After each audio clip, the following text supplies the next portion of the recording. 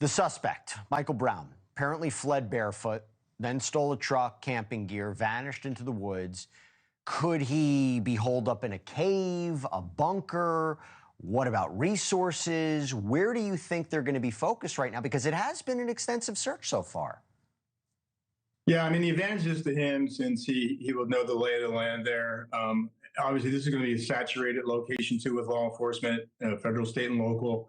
So the advantage would be to his advantage at this point. But again, unless he's got food and supplies in some location, his time is going to be limited in wherever he's holed up. So yeah, I think it's that the hourglass is narrowing down for him before law enforcement can obviously concentrate on his location.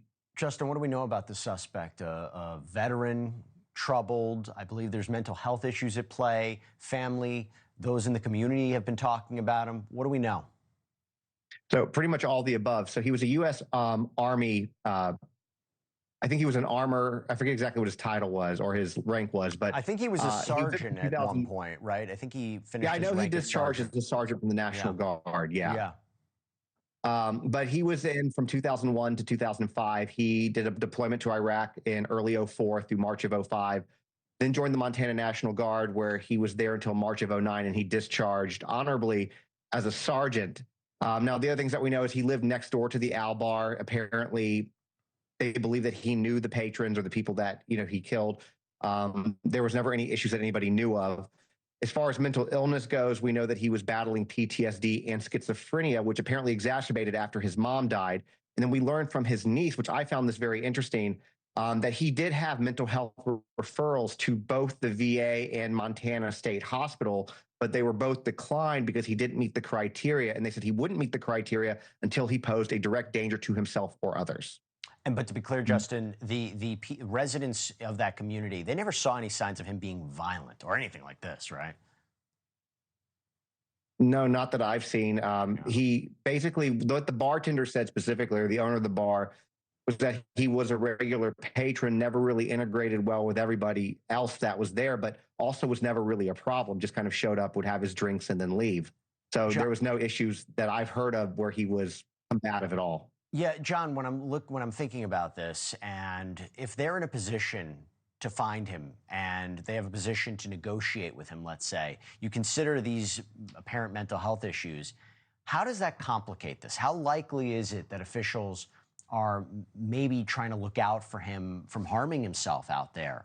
And if they are in a position where they can negotiate with him, how do you negotiate with somebody who may be suffering?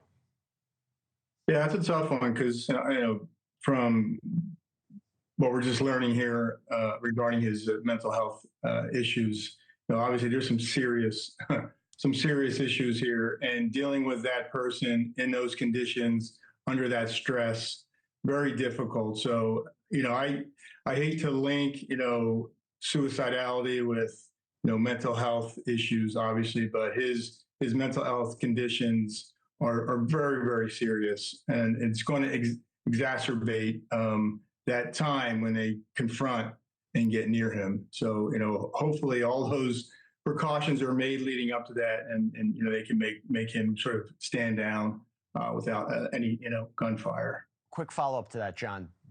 Given these reported mental health issues, does it give you an idea of where his path of travel might be, or his limitations in travel, or an idea about where he may or may not go?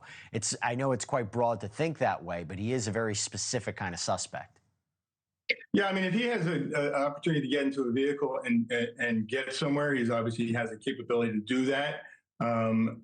However, it seems like he's disabled enough where the region in which he's located is a familiar region where he's been at for most of his last few years here. So it sounds like that's the area where he's going to be concentrated, and they'll be concentrated looking at him.